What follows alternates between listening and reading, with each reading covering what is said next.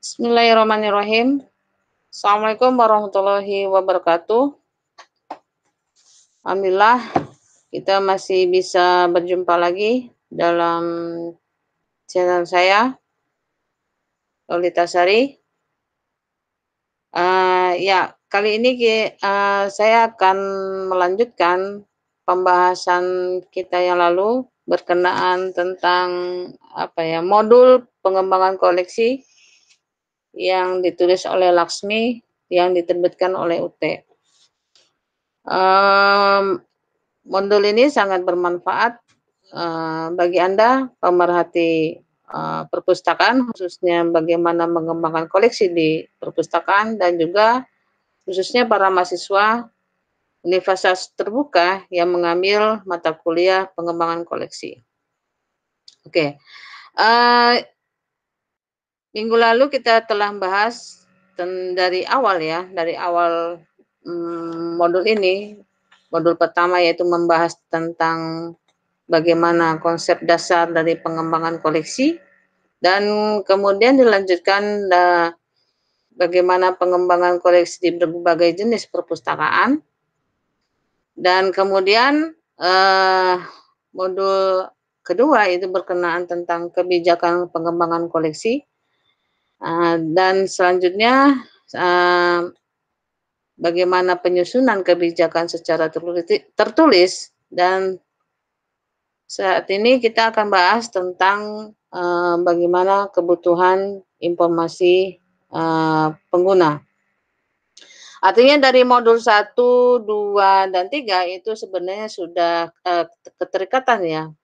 Yang pertama, Anda bisa melihat di channel saya sebelumnya, yaitu bagaimana konsep dasar dari sebuah pengembangan koleksi itu. Kita harus paham apa itu konsep dasar dari pengembangan koleksi, apa itu koleksi, dan bagaimana cara mengembangkannya, dan bagaimana apa saja jenis-jenis koleksi yang akan disediakan oleh perpustakaan. Kemudian untuk memahami pengembangan koleksi sendiri itu bagaimana di dalam modul 2 telah dibahas juga bagaimana cara menulis secara tertulis kebijakan pengembangan koleksi. Nah, untuk selanjutnya kali ini kita akan bahas tentang apa sih kebutuhan informasi bagi pengguna. Ketika kita bahas tentang pengguna, maka kita harus memahami apa sih karakteristik pengguna yang akan dilayani di perpustakaan. Karakteristik menurut menurut Laksmi, karakteristik pengguna itu di setiap perpustakaan adalah unik. Unik artinya adalah setiap perpustakaan pasti akan membutuhkan informasi, dan pengguna juga memahami jenis informasi apa yang akan yang dibutuhkan, dan pengguna otomatis juga mengetahui ke jenis perpustakaan yang mana yang akan dia datangi untuk memperoleh sebuah informasi. Nah, itulah yang uniknya. Jadi secara tidak langsung bahwa intinya adalah pengguna secara sadar sudah memahami apa yang dia butuhkan dan kemana dia akan pergi. Nah, apakah dia akan pergi ke perpustakaan perguruan tinggi, apakah dia akan pergi ke perpustakaan umum, ataukah dia akan pergi untuk mencari informasi ke perpustakaan khusus. Itulah uniknya. Oke, selanjutnya adalah Laksmi juga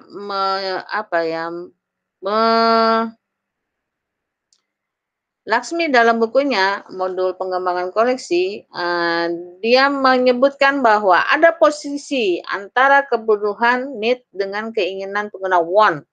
Dia itu mengambil pendapat dari Clayton dan Goldman. Saya akan bacakan saja ya, Anda juga nanti bisa melihat di dalam secara langsung atau di dalam modul 3.6.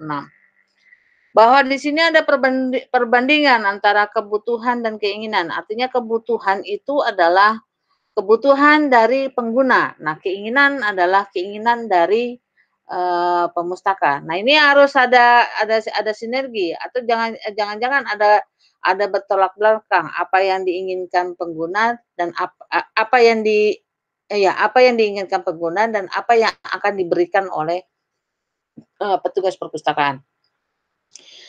Perintah menyebutkan bahwa perpustakaan berkewajiban memenuhi kebutuhan dengan menyediakan materi yang berkualitas. Artinya ini perpustakaan haruslah wajib dia memenuhi kebutuhan, perpustakaan dengan koleksi-koleksi yang berkualitas. Nah, satu sisi, petugas perpustakaan tidak berhak memaksakan pandangan pribadi tentang koleksi yang terbaik bagi pengguna. Jadi artinya pustakawan itu tidak bisa menentukan secara sendiri, apa sih, koleksi yang terbaik bagi pengguna. Dia harus bertanya kepada penggunanya. Jadi dia tidak bisa pustakawan ini tidak bisa memutuskan sendiri. Apa saja atau keinginan apa yang dibutuhkan oleh pengguna. Kemudian perpustakaan, nah ini niche-nya, perpustakaan berkewajiban mendidik pengguna dengan memberikan pengaruh pada cara berpikir dan berperilaku. Ya artinya, di sini ada pembelajarannya, ada pembelajaran antara pengguna dengan perpustakaan. Artinya ketika misalnya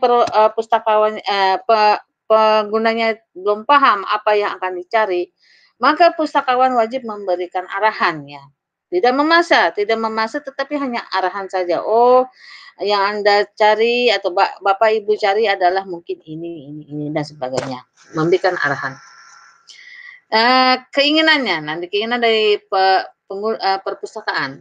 Perpustakaan harus menyediakan koleksi yang akan digunakan oleh para pengguna.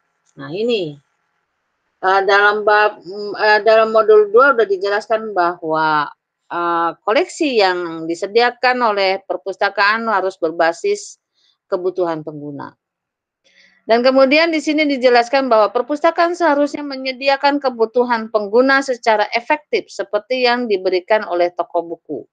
Artinya di sini perpustakaan selain menyediakan bahan pustaka, dia juga wajib mengolah atau menyediakan secara sistematis. Artinya di situ ada sistemnya. Berarti di dalam teori perpustakaan itu ada namanya dalam pengaturan koleksi ada namanya dia berpedoman pada DC-DC. Nah, ini yang harus dilakukan oleh perpustakaan. Jadi, perpustakaan tidak hanya menyediakan koleksi saja, tetapi dia harus diolah sehingga mudah untuk ditembubalikan oleh pengguna.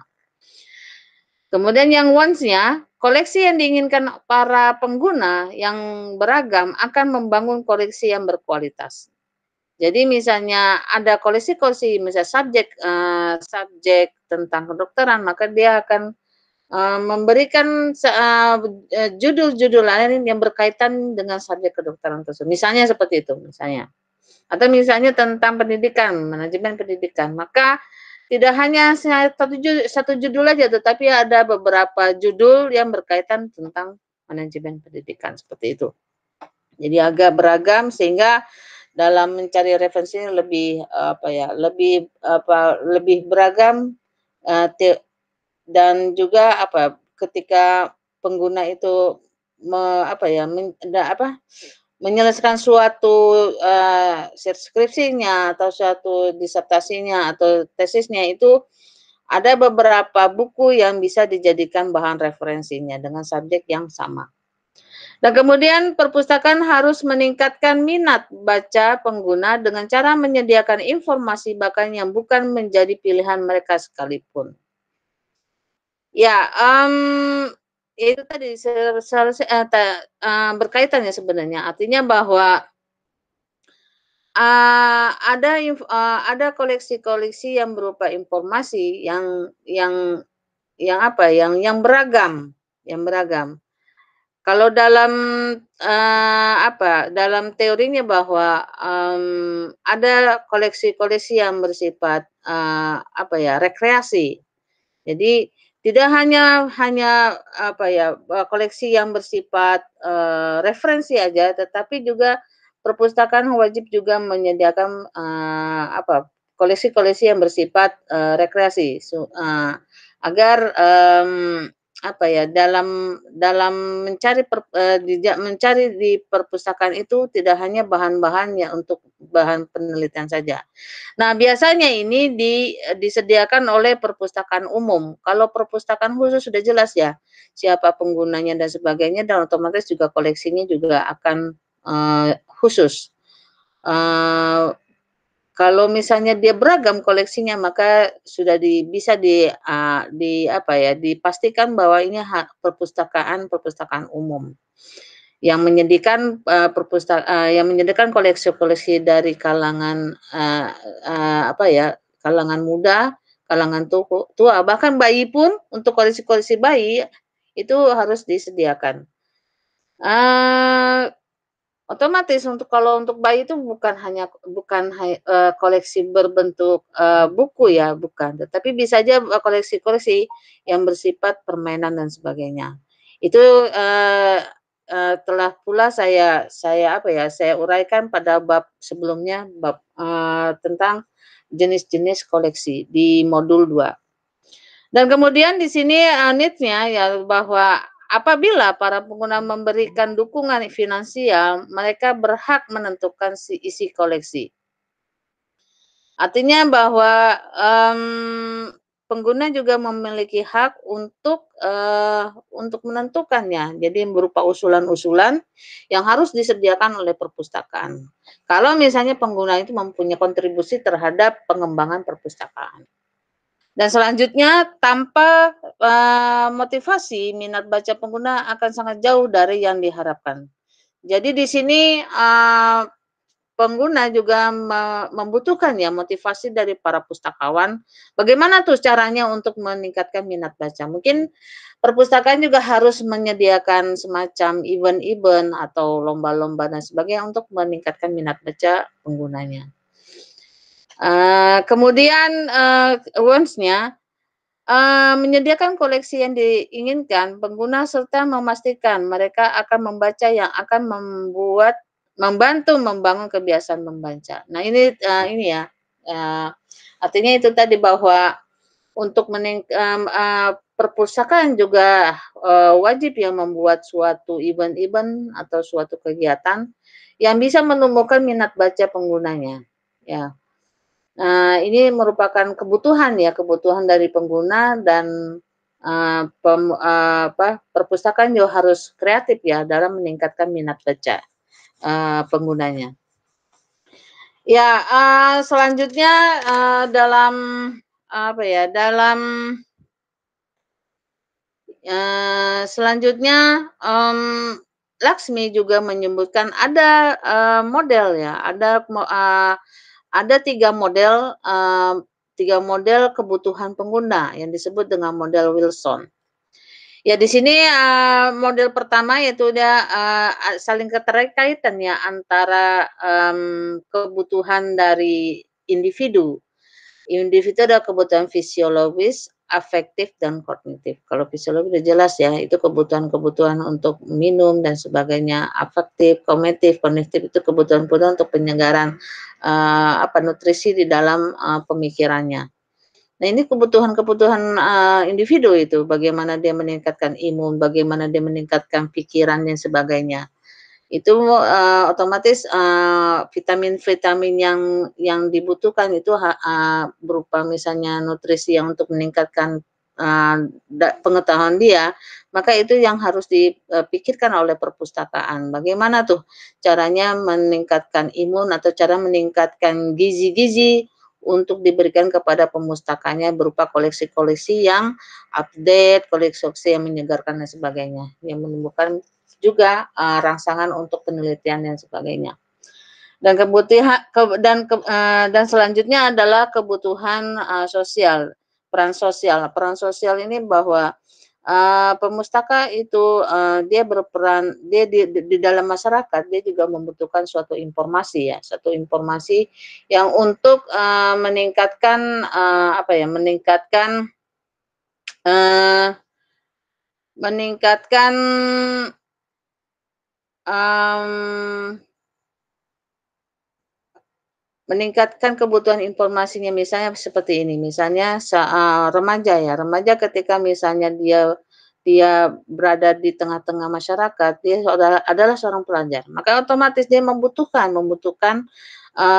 informasi-informasi yang akan menyelesaikan, PR dia dan sebagainya. Nah itulah tugas-tugas dari perpustakaan gitu untuk memenuhi kebutuhan para pelajar kalau di tingkat sekolah dan kalau misalnya tingkat perguruan tinggi maka, memenuhi apa ya, tugas-tugas, pembelajaran, dari, yang diberikan oleh dosen kepada mahasiswa.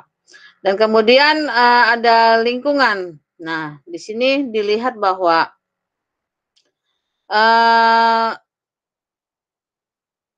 dari lingkungan itu otomatis kita bicara lingkungan, maka agak luas ya. Makanya, lingkungan di sini bisa tidak hanya lingkungan sekolah, tetapi lingkungan pekerjaan. Dalam misalnya, suatu, individu yang berada di suatu lingkungan, maka dia membutuhkan suatu informasi. Nah, informasi ini kan ada juga juga di perpustakaan. Nah, perpustakaan otomatis harus berpikir tidak hanya koleksi-koleksi yang bersifat, print out. Nah, bagaimana tuh perpustakaan menggapai atau menjangkau masyarakat yang di berbagai yang ada di luar perpustakaan, di berbagai lingkungan. Nah, itu otomatis, ada koleksi-koleksi yang bersifat e-book dan sebagainya yang harus digapai oleh berbagai lingkungan di luar, perpustakaan, seperti itu. Dan kemudian, apa ya, kemudian, ada beberapa model yang dikembangkan juga oleh Ellis untuk mengetahui, perilaku pencari informasi. Yang pertama adalah, disebutkan di situ, yang pertama adalah, starting. Nah, starting di sini adalah bahwa, pengguna perpustakaan mulai mulai mulai mengidentifikasi apa sih yang akan dicarinya. Nah, di sini dia, pengguna itu mulai tuh mencari apa sih yang akan dicarinya dan kemudian ini model ya, model, individu dalam mencari informasi. Nah, dia mulai itu mengidentifikasi dan kemudian, Kenny menghubungkan. Ya, mulai dia tuh pengetahuan yang didapat oleh satu individu akan dihubungkan kepada yang lain. Misalnya dia mulai mencari, apa ya, dia mulai menghubungkan antara sumber satu dengan sumber yang lain. Dan kemudian caranya seperti apa? Dia mulai browsing. Nah, browsing di berbagai media yang ada. Apalagi saat ini ya, medianya sudah tidak hanya print out aja tetapi sudah merambah kepada, internet dan sebagainya.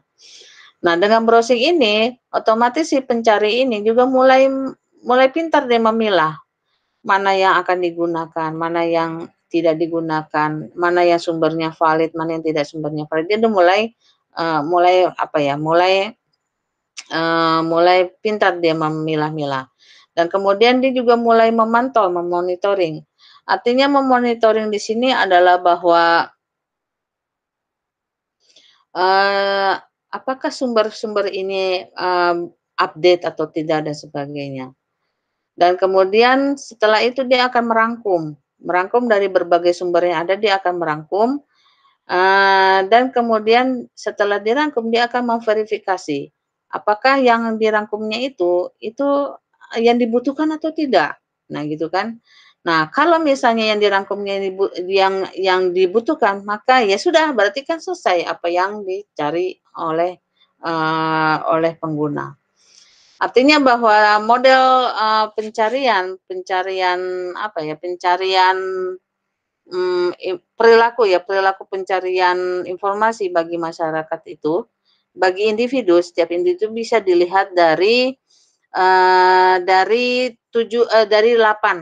perilaku. Yang pertama adalah mulai di mana individu, saya ulangi lagi, di mana individu itu mulai mengidentifikasi, starting-nya mengidentifikasi apa yang akan dicari dan kemudian menghubungkan dari sumber satu dengan sumber yang lain, sumber A dengan sumber B, dan kemudian dia mulai membrowsing dari berbagai media, baik tercetak maupun non tercetak, dan kemudian dia mulai memilah mana yang akan dijadikan bahannya, dan kemudian monitoring. Apakah jangan-jangan monitoring itu dia memantau apakah mungkin masih ada yang lebih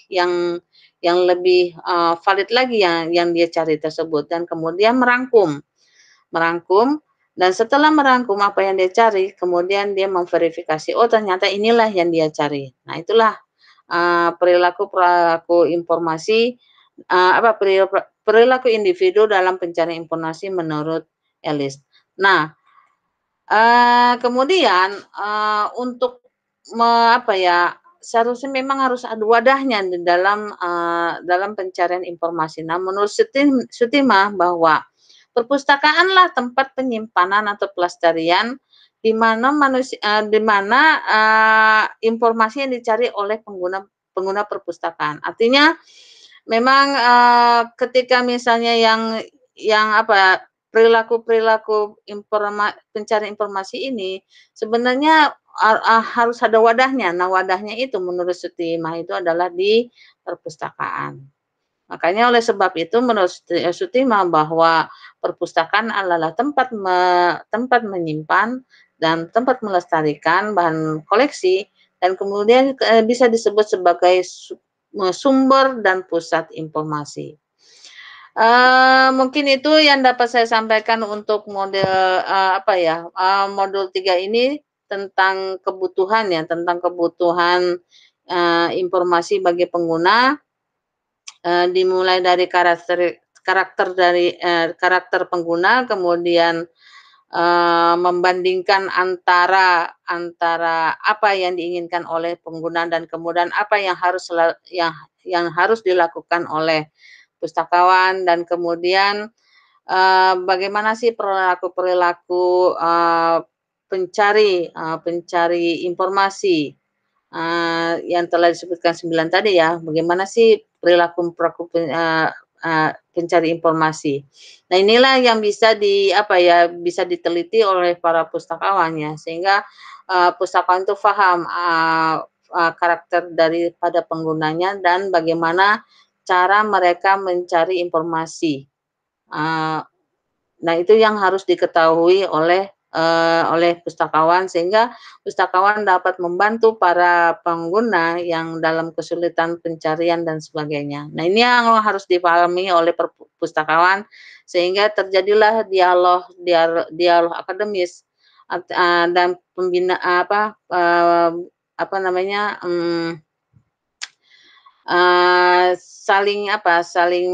saling bersinergi dalam menyelesaikan suatu tugas, misalnya seperti itu. Tugas pustakawan adalah memberikan alternatif koleksi yang bersumber valid, yang bersumber pada yang dibutuhkan oleh pemustakanya. Mungkin itu yang dapat saya sampaikan, semoga Anda memahami untuk kebutuhan pengguna perpustakaan. Nanti kita akan lanjutkan di sesi berikutnya berkenaan tentang